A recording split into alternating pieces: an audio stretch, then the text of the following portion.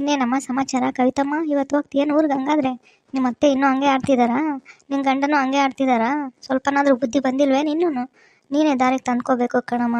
ಹಂಗೆ ಬಿಟ್ಟರೆ ಆಗೋದಿಲ್ಲ ನೋಡು. ಹೇಳಿದ್ದೀನಿ ನೋಡು, ನಿಧಾನವಾಗಿ ನೀನೇ ಯೋಚನೆ ಮಾಡಿ ದಾರಿಗೆ ತಂದ್ಕೋಬೇಕು ಕಣಮ್ಮ. ಸುಮ್ಮನೆ ಇರಬಾರ್ದು ನೋಡು. ಸುಮ್ಮನೆ ಇದ್ದರೆ ಚೆನ್ನಾಗಿರೋದಿಲ್ಲ. ನೀನೇ ಆಲೋಚನೆ ಮಾಡಿಬಿಟ್ಟು ದಾರಿಗೆ ತಂದ್ಕೋಬೇಕು. ಏನು ದಾರಿಗೆ ತಂದ್ಕೊಳ್ಳೋದು ಕಣಮ್ಮ? ನೀನೇ ಹೇಳು. ಮದುವೆ ಆದಾಗಿಂದ ಇದೇ ಆಯಿತು ಕಣಮ್ಮ, ಬರೀ ಇದೇ ಆಯಿತು ಕಣಮ್ಮ. ನಮ್ಮ ಅತ್ತೆನೂ ಹಂಗೆ ಆಡ್ತಾರೆ, ನನ್ನ ಯಜಮಾನ್ರು ಹಂಗೆ ಆಡ್ತಿರ್ತಾರೆ ನೋಡು. ಸ್ವಲ್ಪನೂ ಬುದ್ಧಿ ಬಂದಿಲ್ಲ ಅವ್ರಿಗೆ ಇಷ್ಟು ದಿನ ಆದ್ರೂ. ಅಕ್ಕನಿಗಾದರೆ ಎಷ್ಟು ಒಳ್ಳೆ ಗಂಡ ಸಿಕ್ಕಿದ್ದಾನೆ ನೋಡಮ್ಮ. ನನಗೆ ಯಾಕಮ್ಮ ಈ ಥರ? ನಾನೇನು ಕರ್ಮ ಮಾಡಿದ್ದೆ ಕಣಮ್ಮ? ಹೇಳಮ್ಮ ನೀನೇನು. ಓ ಕವಿತಾ, ನನ್ನ ಗಂಡನೂ ಹಂಗೆ ಆಡ್ತಿದ್ದೆ ನೋಡು. ಹೊಸದಾಗಿ ಮದುವೆ ಆದಾಗ ನಾನು ಹೇಳಿ ಹೇಳಿ ದಾರಿಗೆ ತಂದ್ಕೊಂಡಿರೋದು. ಅವ್ರ ಅಮ್ಮನ ಮಾತೇ ಕೇಳ್ತಿದ್ದ ನೋಡು. ಇವಾಗ ನಾನು ದಾರಿಗೆ ತಂದ್ಕೊಂಡು ಒಳ್ಳೆಯವನನ್ನಾಗಿ ಮಾಡ್ಕೊಂಡಿದ್ದೀನಿ. ನೀನು ಆ ಥರ ಮಾಡು ಅಷ್ಟೇ. ಅಳ್ಬೇಡ ಕಣಮ್ಮ ಕವಿತಮ್ಮ, ನಿನ್ನ ಗಂಡನೂ ಸರಿ ಹೋಗ್ತಾನೆ, ಸುಮ್ಮನಿರು. ಏನೋ ಗುಂಡೊಂದು ಅಜ್ಜಿ, ಏನೋ ಭಾರಿ ಡಿಸ್ಕಷನ್ನು ಮಾಡ್ತಾ ಇದ್ದೀರಾ ನಿಮ್ದಕ್ಕೆ? ಬರಮ್ಮ ಕುತ್ಕೋ ಬಾ. ಏನು ಡಿಸ್ಕಷನ್ ಏನೂ ಇಲ್ಲ ಕಣಮ್ಮ. ಇವಳು ಕವಿತಮ್ಮ ಅಕ್ಕನಿಗಾದರೆ ಒಳ್ಳೆ ಗಂಡ ಸಿಕ್ಕಿದ್ದಾನೆ, ನನಗಾದರೆ ಒಳ್ಳೆ ಗಂಡ ಸಿಕ್ಕಿಲ್ಲ ಅಂತ ಹೇಳ್ತಾ ಇದ್ದಾಳೆ ನೋಡು. ಅಳ್ತಾ ಇದ್ದಾಳೆ ನೋಡಮ್ಮ, ನೋಡು. ಅಯ್ಯೋ ಕವಿತಾ, ಇಷ್ಟಕ್ಕೆ ಬೇಜಾರು ಮಾಡ್ಕೋತೀಯ ನಿಂದಕ್ಕೆ? ಇವಾಗ ನೋಡು, ನಂದಕ್ಕೆ ನೋಡು. ನಮ್ಮ ಯಜಮಾನ್ರಿಗೆ ಕೆಲಸ ಏನು ಗೊತ್ತಾ? ಬಟ್ಟೆ ಹೊಲಿಯೋದು. ಆದರೆ ನಮ್ಮ ಅಕ್ಕನಿಗೆ ಅವರು ದೊಡ್ಡ ಆಫೀಷಿಯಲ್ ಇದ್ದಾರೆ, ಗೊತ್ತಾ ನಿನಗೆ? ನಾನು ಹಂಗೆ ಅಳ್ತೀನ ಇವಾಗ? ಹೇಳು. ಅವರು ಚೆನ್ನಾಗಿದ್ದಾರೆ, ಮತ್ತೆ ನಾವು ಬಡವರು, ಮತ್ತೆ ನಾವೇನು ಮಾಡಬೇಕು ಇವಾಗ? ಹೇಳು ನೀನೇನು. ಕೇಳಿಸ್ಕೊಳಮ್ಮ, ಕೇಳಿಸ್ಕೊ ಕವಿತಾ. ನಿಂದು ನೀನು ಹೇಳ್ಬಿಟ್ಟು ಅಳ್ತೀಯ ನಮ್ಮ ಹತ್ರ. ಎಲ್ಲರೂ ಹಂಗೆ ಕಣಮ್ಮ. ಪ್ರಪಂಚದಲ್ಲಿ 5 ಬೆರಳು ಸಮನಾಗಿ ಇರೋದಿಲ್ಲ ನೋಡು. ಒಬ್ಬೊಬ್ರದ್ದು ಒಂದೊಂಥರ ಜೀವನ ಕಣಮ್ಮ. ಎಷ್ಟೇ ಅಕ್ಕ ತಂಗಿರಾಗಿದ್ರು ಎಲ್ಲರದು ಒಂದೇ ಥರ ಇರಬೇಕು ಜೀವನ ಅಂತ ಏನೂ ಇಲ್ಲ ಕಣಮ್ಮ. ಒಬ್ಬೊಬ್ರದ್ದು ಒಂದೊಂದು ಥರ ಇರುತ್ತೆ ಕಣಮ್ಮ ಜೀವನ.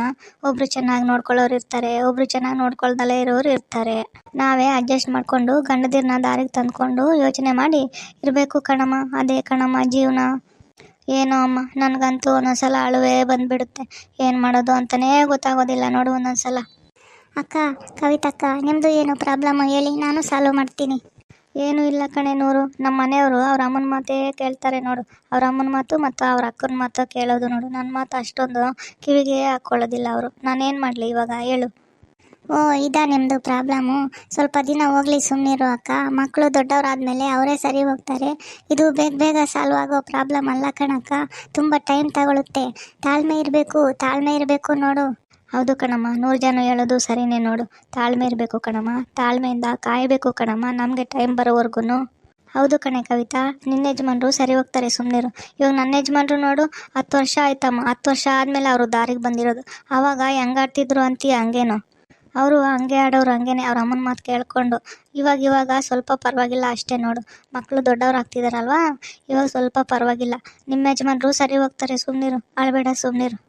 ಹೌದಾ, ಹಂಗಂತೀರಾ? ಹಾಗಾದರೆ ಮಕ್ಕಳು ದೊಡ್ಡವ್ರು ಆದಮೇಲೆ ಸರಿ ಹೋಗ್ತಾರಾ? ಏನೋ ನೀವು ಹೇಳೋದನ್ನ ಕೇಳ್ತಾ ಇದ್ರೆ ಸರಿ ಹೋಗ್ಬೋದೇನೋ ಅನ್ನಿಸ್ತಾ ಐತೆ ನೋಡು. ಇವಾಗ ಸ್ವಲ್ಪ ಧೈರ್ಯ ಬಂತು ನೋಡು ನನಗೆ. ಕವಿತಕ್ಕ, ನಾನು ಎಷ್ಟೋ ಜನನ ನೋಡಿದ್ದೀನಿ ನೋಡು. ನಮ್ಮೂರಲ್ಲಿ ನೋಡಿದ್ದೀನಿ, ಈ ಊರಲ್ಲೂ ನೋಡಿದ್ದೀನಿ. ಫಸ್ಟ್ಗೆ ಕೆಟ್ಟವರಾಗಿರೋರು ಇವಾಗ ಒಳ್ಳೆಯವರಾಗಿ ಚೆನ್ನಾಗಿ ನೋಡ್ಕೊತಿರ್ತಾರೆ ಮಕ್ಕಳು ದೊಡ್ಡವರಾದ್ಮೇಲೆ. ನಿಮ್ಮ ಗಂಡನೂ ಸರಿ ಹೋಗ್ತಾರೆ, ಸುಮ್ಮನಿರಿ. ಅಳಬೇಡ, ಸುಮ್ಮನಿರಿ. ಏನೋ 100 ಜಾನು, ನಿನ್ನ ಬಾಯಿ ಸಕ್ಕರೆ ಹಾಕ್ತೀನಿ ನೋಡು. ನಿನ್ನ ಬಾಯಿ ಮಾತಿಂದ ಅವರು ಒಳ್ಳೆಯವರಾದರೆ ನಿಜವಾಗ್ಲೂ ನಿನಗೆ ಈ ಸಲ ಬಂದಾಗ ನಿನ್ನ ಬಾಯಿಗೆ ಸಕ್ಕರೆ ಹಾಕ್ಬಿಟ್ಟೆ ಹೋಗೋದು ನೋಡು. ಇನ್ನೇನೇ 100 ಜಾನು, ಏನು ಸಮಾಚಾರ? ಇವತ್ತು ಭಾನುವಾರ ಏನು ಮಾಡಿದ್ದೆ, ಏನು ಕತೆ? ನಿಮ್ಮ ಅತ್ತೆ ಪರವಾಗಿಲ್ವಾ? ಇವತ್ತು ಭಾನುವಾರ ಅಲ್ವಾ, ಅದಕ್ಕೆ ಬಿರಿಯಾನಿದು ಮಾಡಿದ್ವಿ ಕಣಜ್ಜಿ. ನಮ್ದಕ್ಕೆ ನಮ್ಮತ್ತೆ ಎಲ್ಲಿ ಸರಿ ಹೋಗ್ತಾರೆ ಕಣಜ್ಜಿ.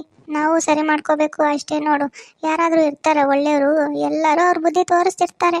ನಾವೇ ಅಡ್ಜಸ್ಟ್ ಮಾಡ್ಕೊಂಡು ಹೋಗ್ಬೇಕು ಅಷ್ಟೇ ನೋಡು. ನೋಡ್ದ ಕವಿತಮ್ಮ, ನೋಡು, ಕೇಳಿಸ್ಕೊ. ಅವ್ರದ್ದು ಅದೇ ಪ್ರಾಬ್ಲಮ್ ನೋಡು. ನೀನು ನಂದೊಬ್ಬಳದೇ ಪ್ರಾಬ್ಲಮ್ ಅಂತ ಅಳ್ತೀಯ. ಎಲ್ಲರ ದೋಸೆನೂ ತೂತೆ ಅಂತ ಗೊತ್ತಿಲ್ವಾ ನಿನಗೆ? ನೀನು ನಮ್ದೊಬ್ಬರದೇ ದೋಸೆ ತೂತೇನೇನೋ ಅಂದ್ಕೋತೀಯ. ಎಲ್ಲರ ದೋಸೆನೂ ತೂತೇನೆ. ಅದನ್ನು ಕಲ್ತ್ಕೋ ಫಸ್ಟು.